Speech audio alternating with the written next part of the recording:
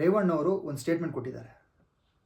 ಕುಮಾರಣ್ಣನ ಎಲ್ಲರೂ ಚೆನ್ನಾಗಿ ಯೂಸ್ ಮಾಡಿಕೊಂಡು ಟಿಶ್ಯೂ ಪೇಪರ್ ಥರ ಬಿಸಾಕ್ಬಿಟ್ರು.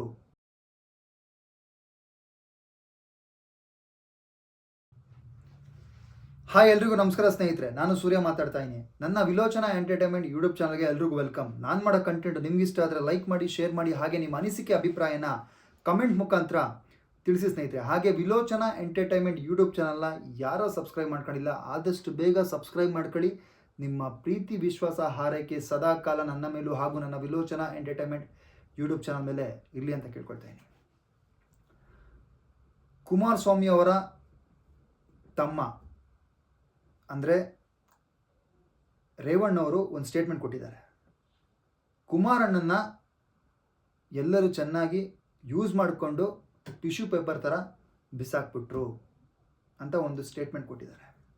ಇವತ್ತು ಕೊಟ್ಟಿರೋ ಸ್ಟೇಟ್ಮೆಂಟ್ ಯಾಕೆ ಅಂತ ಹೇಳಿದ್ರೆ, ಕುಮಾರಸ್ವಾಮಿಯವರು ಮುಗ್ಧ, ಅವ್ರಿಗೆ ಎಲ್ಲರೂ ನಂಬ್ತಾರೆ, ಕುಮಾರಸ್ವಾಮಿಯವರು ಎಲ್ಲರನ್ನೂ ನಂಬ್ತಾರೆ ಅಂತ ರೇವಣ್ಣವರು ಒಂದು ಸ್ಟೇಟ್ಮೆಂಟ್ ಕೊಟ್ಟಿದ್ದಾರೆ. ಏನಕ್ಕೆ ಅಂತ ಹೇಳಿದ್ರೆ, ಎಲ್ಲರನ್ನೂ ಪ್ರೀತಿ ಮಾಡ್ತಾರೆ, ಎಲ್ಲರನ್ನೂ ಹಚ್ಕೋತಾರೆ, ಹಾಗಾಗಿ ಬೇರೆಯವರು ಅವ್ರನ್ನ ಯೂಸ್ ಮಾಡಿಕೊಂಡು ಅವ್ರನ್ನ ಟಿಶ್ಯೂ ಪೇಪರ್ ಥರ ಬಿಸಾಕ್ತಾ ಇದ್ದಾರೆ ಅಂತ ರೇವಣ್ಣವರು ಸ್ಟೇಟ್ಮೆಂಟ್ ಕೊಟ್ಟಿದ್ದಾರೆ. ನನ್ನ ಹತ್ರ ಈ ಆಟಗಳೆಲ್ಲ ನಡೆಯೋದಿಲ್ಲ, ಹಾಗಾಗಿ ಕುಮಾರಸ್ವಾಮಿಯವ್ರ ಹತ್ರ ಈ ಥರ ಕ್ಲೋಸ್ ಆಗೋದಕ್ಕೋಸ್ಕರ ಈ ಥರ ಎಲ್ಲ ಮಾಡ್ಕೊತಾ ಇದ್ದಾರೆ ಅಂತ ರೇವಣ್ಣವ್ರು ಹೇಳಿದ್ದಾರೆ. ಹಾಗೆ 1989ನಲ್ಲಿ ಹಾಸನದಲ್ಲಿ 8ಕ್ಕೂ 8 JDS ಸೋಲ್ತಾರೆ. ಹಾಗೆ ಪಾರ್ಲಿಮೆಂಟಲ್ಲೂ ಸೋಲ್ತಾರೆ JDS ಅವರು. ಆಗ ಕಾಂಗ್ರೆಸ್ ಅವರಾಗಿರ್ಬೋದು, ಬೇರೆಯವರಾಗಿರ್ಬೋದು ಮಾತಾಡೋದೇನಂತ ಹೇಳಿದ್ರೆ, ದೇವೇಗೌಡರು ಪೊಲಿಟಿಕ್ಸ್ ಜೀವನ ಮುಗಿದೋಯ್ತು ಅಂತ ಸುಮಾರು ಜನ ಮಾತಾಡ್ತಾರೆ. ಅದು ಆಗಲಿಲ್ಲ. ಯಾಕೆಂತ ಹೇಳಿದ್ರೆ, ದೇವೇಗೌಡರು ಕಷ್ಟಪಟ್ಟು JDSನ ಕಟ್ಟಿದವರು, ಒಂದು ರೈತರು ಪಕ್ಷ ಅಂತ ಕಟ್ಟಿದ್ದು. ಹಂತವಾಗಿ ಒಂದೊಂದು ಕಡೆ ಮಾತ್ರ ಗ್ರಾಮೀಣ ಪ್ರದೇಶಗಳಲ್ಲಿ ಗೆದ್ದುಕೊಂಡು, ಹಾಗೆ ಸಿಟಿಲೇ ಕಾಮಾಕ್ಷ ಬಳಿ ಆಗಿರ್ಬೋದು, ಮಹಾಲಕ್ಷ್ಮಿ ಲೇಔಟ್ ಆಗಿರ್ಬೋದು, ವಾರ್ಡ್ ಆಗಿರ್ಬೋದು, ಅಲ್ಲಿ ಗೋಪಾಲಯ್ಯ ಅವರು ಗೆದ್ದಿದ್ರು JDS ಕ್ಯಾಂಡಿಡೇಟ್ ಆಗಿ. ಹಾಗೆ ಕೋಲಾರದಲ್ಲಿ ಗೆಲ್ತಿದ್ರು, ಮಂಡ್ಯದಲ್ಲಿ ಗೆಲ್ತಿದ್ರು, ಚನ್ನಪಟ್ಟಣದಲ್ಲಿ ಗೆಲ್ತಿದ್ರು, ಹಾಸನದಲ್ಲಿ ಗೆಲ್ತಿದ್ರು. ರಾಮನಗರಲ್ಲಿ ಅವ್ರದ್ದೇ ಆದಂತಹ ವರ್ಚಸ್ಸಿತ್ತು, JDS ವರ್ಚಸ್ಸು. ಸುಮಾರು ಒಂದು 18 ಸೀಟ್ ಗೆಲ್ಲುವಂಥ ಶಕ್ತಿ ಇತ್ತು. 18ಇಂದ 20 ಸೀಟು, ಈಗ 18 ಸೀಟ್ ಇದೆ.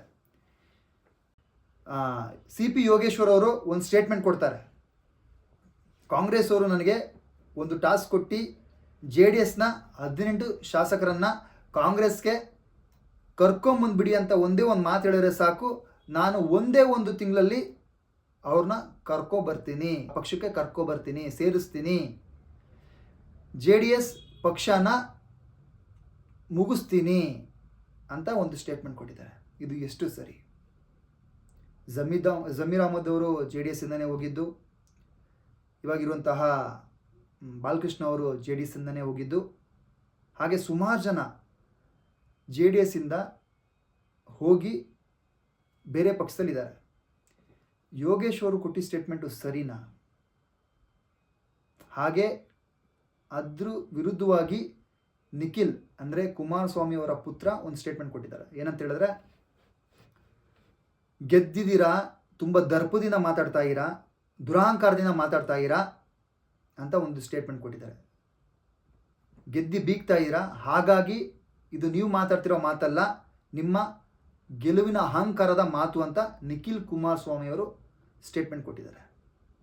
ಇದು ಸರಿನಾ? ಹಾಗೆ ಇಲ್ಲಿ ಒಕ್ಕಲಿಗ ಲೀಡ್ರು ಯಾರು ಅಂತ ನೋಡೋದಾದರೆ, ದೇವೇಗೌಡರು ನಾನು ಒಕ್ಕಲಿಗದ ಲೀಡರ್ ಅಂತ ಎಲ್ಲೂ ಹೇಳ್ಕೊಂಡಿಲ್ಲ, ಕುಮಾರಸ್ವಾಮಿಯವರು ಕೂಡ ಎಲ್ಲೂ ಹೇಳ್ಕೊಂಡಿಲ್ಲ, ರೇವಣ್ಣನ ಹೇಳ್ಕೊಂಡಿಲ್ಲ, ಹಾಗೆ ನಿಖಿಲ್ ಕುಮಾರಸ್ವಾಮಿಯವರು ಕೂಡ ಎಲ್ಲೂ ಹೇಳ್ಕೊಂಡಿಲ್ಲ. ಒಕ್ಕಲಿಗರ ಲೀಡ್ರು ಯಾರು ಅಂತ ಕೇಳಿದ್ರೆ ಎಲ್ಲ ಒಕ್ಕಲಿಗರು ಹೇಳೋದು ಒಂದೇ, ದೇವೇಗೌಡರು, HT ದೇವೇಗೌಡರು ಅಂತಲೇ ಹೇಳೋದು. ಇಲ್ಲ DK ಶಿವಕುಮಾರ್ ಅಂತ ಹೇಳಲ್ಲ, DK ಸುರೇಶ್ ಅಂತ ಹೇಳಲ್ಲ, ಇಲ್ಲ ಮತ್ತೊಬ್ಬ ಅಂತ ಹೇಳಲ್ಲ. ಏಕೆಂತ ಹೇಳಿದ್ರೆ ಆ ವರ್ಚಸ್ ಅವ್ರಿಗಿದೆ. ಏಕೆಂತ ಹೇಳಿದ್ರೆ ರೈತರ ಪರವಾಗಿ, ಹಾಗೆ ನಿಮಗೆ MP ಆಗಿ ಡೆಲ್ಲಿಲಿ ಹೋಗಿ ಮಾತಾಡ್ತಿದ್ರು ದೇವೇಗೌಡರು, ಆದರೆ ರೈತರ ಪರವಾಗಿ ಮಾತಾಡ್ತಿದ್ರು. ಹಾಗಾಗಿ ಅವರು ತುಂಬ ಒಕ್ಕಲಿಗರಿಗೆ ಹತ್ರ ಆದರು, ದೇವೇಗೌಡರು ಹತ್ರ ಆದರು, ಅವರ ಪಾರ್ಟಿನೂ ಹತ್ರ ಆಯಿತು. ಅದು ತಪ್ಪು, ಅವರೆಲ್ಲೂ ಕೂಡ ಅದನ್ನು ಹೇಳ್ಕೊಂಡಿಲ್ಲ. ನೀವ್ಯಾಕೆ ಒಕ್ಕಲಿಗದ ಲೀಡ್ರು ಅವರನ್ನ ಕಳ್ಕೊಂಬಿಟ್ರು, JDS ಪಕ್ಷ ಮುಗಿದೋಯ್ತು ಅಂತ ಹೇಳೋದು ಎಷ್ಟು ಸರಿ CP ಯೋಗೇಶ್ವರ್ ಅವರೇ ಹೇಳಿ? ಇದು ನನ್ನ ಮಾತಲ್ಲ, ನಿಮ್ಮ ಚನ್ನಪಟ್ಟಣದ ಜನಗಳ ಮಾತು.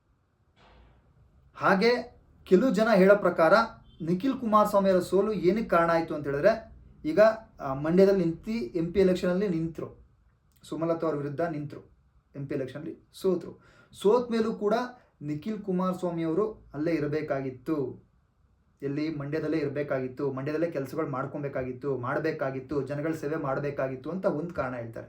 ಹೌದು, ಅದನ್ನ ಅಕ್ಸೆಪ್ಟ್ ಮಾಡ್ಕೊಳ್ಳೇಬೇಕು. ಸೋತಾಗ ಇಮಿಡಿಯೇಟ್ ಆಗಿ ML ಎಲೆಕ್ಷನ್ಗೆ ರಾಮನಗರಕ್ಕೆ ಜಂಪ್ ಆಗ್ತಾರೆ ನಿಖಿಲ್ ಕುಮಾರಸ್ವಾಮಿ ಅವರು. ಅಟ್ಲೀಸ್ಟ್ ಅಲ್ಲಿ ಕಾಂಗ್ರೆಸ್ ವಿರುದ್ಧ ಸೋತಾಗಲೂ ಕೂಡ ನಿಖಿಲ್ ಕುಮಾರಸ್ವಾಮಿ ಅವರಿಗೆ ಅನಿಸ್ಲಿಲ್ವೋ, ಇಲ್ಲ ಯಾರು ಕೂಡ ಹೇಳಿಲ್ವೋ, ಇಲ್ಲ ಕುಮಾರಸ್ವಾಮಿ ಹೇಳಿಲ್ವೋ, ಇಲ್ಲ ದೇವೇಗೌಡರು ಹೇಳಿಲ್ವೋ, ಅದು ಗೊತ್ತಿಲ್ಲ. ಅಲ್ಲೂ ಕೂಡ ಕೆಲಸ ಮಾಡಬೇಕಾಗಿತ್ತು, ಜನಗಳಿಗೆ ಹತ್ರ ಆಗಬೇಕಾಗಿತ್ತು, ಅದು ಕೂಡ ಮಾಡಲಿಲ್ಲ. ಈಗ ಚನ್ನಪಟ್ಟಣದಲ್ಲಿ ಸೋತಿದ್ದಾರೆ. ಸೋತ ಮೇಲೆ ಇನ್ನು ನೆಕ್ಸ್ಟ್ ಅವರ ಪೊಲಿಟಿಕ್ಸ್ ಜೀವನ ಯಾವ ರೀತಿ ಇರುತ್ತೋ ಗೊತ್ತಿಲ್ಲ.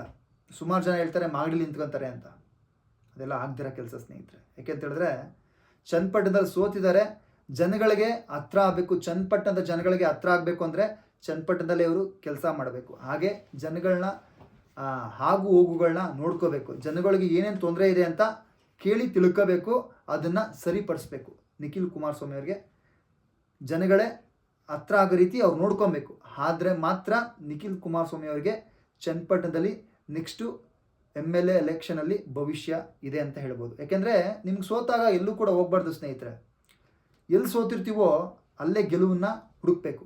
ಹಾಗಾಗಿ ನಿಖಿಲ್ ಕುಮಾರಸ್ವಾಮಿ ಅವರು ಚನ್ನಪಟ್ಟಣದಲ್ಲೇ ಸೋತಿರೋದ್ರಿಂದ ಚನ್ನಪಟ್ಟಣದಲ್ಲೇ ಜನಗಳನ್ನ ಸೇವೆ ಮಾಡಿಕೊಂಡು ಅಲ್ಲೇ ಗೆಲ್ಲಬೇಕು ಅಂತ ಜನಗಳ ಆಸೆ, ಚನ್ನಪಟ್ಟಣ ಜನಗಳ ಆಸೆ. ಏಕೆಂತ ಹೇಳಿದ್ರೆ 3 ಸಲಿನೂ ಸೋತೋಗ್ಬಿಟ್ಟಿದ್ದಾರೆ, ಹ್ಯಾಟ್ರಿಕ್ಸಲ್ಲಿ ಸೋತಿದ್ದಾರೆ. ಹಾಗೆ ಯೋಗೇಶ್ವರನು 2 ಸಲ ಸೋತಿದ್ದಾರೆ, ಅವರ ತಂದೆ ವಿರುದ್ಧ ಸೋತಿದ್ದಾರೆ, ಅನಿತಾ ಕುಮಾರಸ್ವಾಮಿ ಅವರ ವಿರುದ್ಧ ಸೋತಿದ್ದಾರೆ ಯೋಗೇಶ್ವರ್ ಅವರು. ಬಟ್ ಸೋತಾಗ ಅದನ್ನ ಅಕ್ಸೆಪ್ಟ್ ಮಾಡ್ಕೊಂಡಿದ್ದಾರೆ ನಿಖಿಲ್ ಕುಮಾರಸ್ವಾಮಿ ಅವರು. ಹಾಗೆ ಯಾರನ್ನೋ ಒಬ್ಬ ಸಾಮಾನ್ಯ ಕಾರ್ಯಕರ್ತನ ನಿಲ್ಲಿಸಬೇಕು ಅಂತ ಡಿಸೈಡ್ ಆಗಿತ್ತಂತೆ ಮುಂಚೆನೆ ಚನ್ನಪಟ್ಟಣದಲ್ಲಿ. ಆಮೇಲೆ ಲಾಸ್ಟ್ ಮೂಮೆಂಟಲ್ಲಿ ಇವ್ರನ್ನ ನಿಲ್ಲಿಸಿರೋದು ಅಂತ ಜನಗಳು ಮಾತಾಡ್ತಿದ್ದಾರೆ. ಹಾಗೆ GT ದೇವೇಗೌಡರು 2017ರಲ್ಲಿ ಯಾವುದೋ ಒಂದು ಹೌಸಿಂಗ್ ಬೋರ್ಡ್ ಮನೆ ವಿಷಯಕ್ಕೆ ಜೈಲಿಗೆ ಹೋಗ್ಬೇಕಾಗಿತ್ತಂತೆ. ಅದನ್ನು ಕಾಪಾಡಿದ್ದು ಕುಮಾರಸ್ವಾಮಿ ಅಂತಲೂ ಕೂಡ ಹೇಳ್ತಾ ಇದ್ದಾರೆ. ಯಾಕೆಂತ ಹೇಳಿದ್ರೆ GT ದೇವೇಗೌಡರಿಗೆ ಗೊತ್ತಿಲ್ಲದಂಗೆ ಕುಮಾರಸ್ವಾಮಿ ಅವರು ಅವ್ರಿಗೆ ಸಿಕ್ಕಾಪಟ್ಟೆ ತೊಂದರೆಲಿದ್ದಾಗ ಸಹಾಯ ಮಾಡಿದ್ದಾರೆ. ಹಾಗಾಗಿ GT ದೇವೇಗೌಡರು ಯಾವುದೇ ಕಾರಣಕ್ಕೂ JDS ಪಕ್ಷನ ಬಿಟ್ಟು ಹೋಗೋದಿಲ್ಲ ಅಂತ ಸುಮಾರು ಜನ ಹೇಳ್ತಾರೆ. ಹಾಗೆ ರೇವಣ್ಣವರು ಹೇಳ್ತಾ ಇದ್ದಾರೆ, ನಾವು ಯಾವುದೇ ಕಾರಣಕ್ಕೂ 18 ಜನ ಏನಿದ್ದಾರೆ ಶಾಸಕರನ್ನ, JDS ಶಾಸಕರು ಯಾವುದೇ ಕಾರಣಕ್ಕೂ ಬೇರೆ ಪಕ್ಷಕ್ಕೆ ಹೋಗೋದಿಲ್ಲ, ಅಂದರೆ ಕಾಂಗ್ರೆಸ್ ಪಕ್ಷಕ್ಕೆ ಹೋಗೋ ಮಾತೇ ಇಲ್ಲ ಅಂತ ರೇವಣ್ಣವರು ಅವರೇ ಹೇಳ್ಕೊತಾ ಇದ್ದಾರೆ. ಯಾಕೆಂತ ಹೇಳಿದ್ರೆ ಏನೇ ತೊಂದರೆಗಳಿದ್ರು ಪಕ್ಷದಲ್ಲಿ ಅದನ್ನ ದೇವೇಗೌಡರು ಹಾಗೂ ಕುಮಾರಸ್ವಾಮಿ ಇಬ್ಬರು ಕೂತಿ ಸರಿಪಡಿಸಿ ಅವ್ರಿಗೇನು ಪ್ರೀತಿ ಸಲ್ಲಬೇಕೋ, ಅವ್ರಿಗೇನು ಆಮಿಷಗಳಿತ್ತೋ ಅದನ್ನೆಲ್ಲ ಸರಿಪಡಿಸ್ಕೊಂಡು ನಮ್ಮ ಪಕ್ಷದಲ್ಲೇ ಉಳಿಸ್ಕೋತೀವಿ ಅಂತ ರೇವಣ್ಣವರು ಒಂದು ಮಾತು ಹೇಳ್ತಾ ಇದ್ದಾರೆ.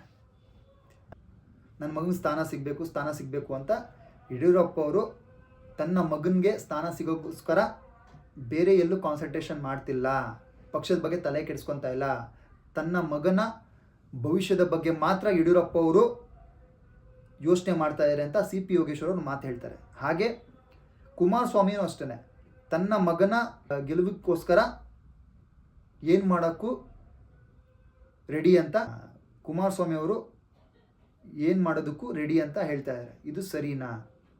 ಯಾಕೆಂತ ಹೇಳಿದ್ರೆ JDS ಅಲ್ಲಿ ಯಾರು ಕೂಡ ಅಂಥ ಸ್ಟ್ರಾಂಗ್ ಕಂಟೆಂಟ್ ಇಲ್ಲ, JDS ಅಲ್ಲಿ ಯಾರು ಕೂಡ ಅಂತ ಹೇಳ್ಕೊಳ್ಳೋಷ್ಟಿಲ್ಲ. ಅವ್ರ ಮಗನ್ನ ಅವರು ನಿಲ್ಲಿಸ್ಕೊಳ್ಳೋದ್ರಲ್ಲಿ ತಪ್ಪಿಲ್ಲ ಅಂತ ನನ್ನ ಅನಿಸಿಕೆ, ಜನಗಳ ಅನಿಸಿಕೆ. ಮತ್ತು ಯಾರು ನಿಲ್ಲಿಸ್ಬೇಕು ಹೇಳಿ? CP ಯೋಗೇಶ್ವರ್ ಅವರೇ ಯಾರು ನಿಲ್ಲಿಸ್ಬೇಕು? ಹಾಗೆ ನಿಮಗೆ ಚನ್ನಪಟ್ಟಣದಲ್ಲಿ ಇದಕ್ಕಿಂತ ಮುಂಚೆ ಬೈ ಎಲೆಕ್ಷನ್ ಹಾಕಿನ ಮುಂಚೆ ಕುಮಾರಸ್ವಾಮಿ ಅವರೇ ನಿಮಗೆ ಒಂದು ಆಫರ್ ಕೊಡ್ತಾರೆ, ನೀವು ನಿಂತ್ಕೊಳ್ಳೋದಾದರೆ JDS ಚಿಹ್ನೆಯಿಂದ ಚನ್ನಪಟ್ಟಣದಲ್ಲಿ MLA ಆಗಿ ನಿಂತ್ಕೊಳ್ಳಿ, ನನ್ನ ಮಗನ ನಿಲ್ಲಿಸೋದಿಲ್ಲ ಅಂತ ಒಂದು ಮಾತು ಹೇಳ್ತಾರೆ. ನೀವು ಸಡನ್ನಾಗಿ ನೈಟೋ ಕಾಂಗ್ರೆಸ್ಗೆ ಜಂಪ್ ಆದ್ರಿ, ಇದು ಸರಿನಾ? ಹೇಳಿ, ಇದು ಸರಿನಾ? ಹಾಗಾಗಿ ಲಾಸ್ಟ್ ಮೂಮೆಂಟಲ್ಲಿ ಏನೂ ಮಾಡೋಕ್ಕಾಗದಿರೋ ಕಾರಣ ನಿಖಿಲ್ ಕುಮಾರಸ್ವಾಮಿ ಅವ್ರನ್ನ JDS ಕ್ಯಾಂಡಿಡೇಟ್ ಆಗಿ ಚನ್ನಪಟ್ಟಣದಲ್ಲಿ ನಿಲ್ಲಿಸ್ತಾರೆ. ಇದು ಇವಾಗ ಹಳೆ ವಿಷಯ. ನೀವು ಗೆದ್ದಿದ್ದೀರಾ, ಚನ್ನಪಟ್ಟಣದ MLA ಆಗಿದ್ದೀರಾ. ಮಾತಾಡ್ಬೇಕಾರೆ ತೂಕ ಇಟ್ಕೊಂಡು ಮಾತಾಡಬೇಕು ಯೋಗೇಶ್ವರ್ ಅವರೇ. ಇಲ್ಲಿ ಯಾರು ಕೂಡ ಒಕ್ಕಲಿಗರ ಲೀಡ್ರು ಯಾರು ಅಂತ ಕೇಳಿದ್ರೆ ದೇವೇಗೌಡರು, HD ದೇವೇಗೌಡರು ಅಂತಲೇ ಹೇಳೋದು. ಹಾಗಾಗಿ ಅದನ್ನು ಅವ್ರು ತಗೊಂಡಿಲ್ಲ, ಜನಗಳು ಡಿಸೈಡ್ ಮಾಡೋದು. CP ಯೋಗೇಶ್ವರ್ ಅವರು ಮಾತಾಡಿದ್ದಕ್ಕೆ 18 ಜನ ಶಾಸಕರನ್ನ, JDS ಶಾಸಕರನ್ನ ನಾನು ಕರ್ಕೊಂಬರ್ತೀನಿ, ನನಗೆ ಟಾಸ್ಕ್ ಕೊಡಿ ಅಂತ ಒಂದು ಮಾತು ಹೇಳಿದರು. ಅದೇನು ದೊಡ್ಡ ಅಂಥ ಕೆಲಸ ಅಲ್ಲ, ಅದು ತುಂಬ ಈಸಿ ಕೆಲಸ ಅಂತಲೂ ಹೇಳಿದರು CP ಯೋಗೇಶ್ವರ್ ಅವರು.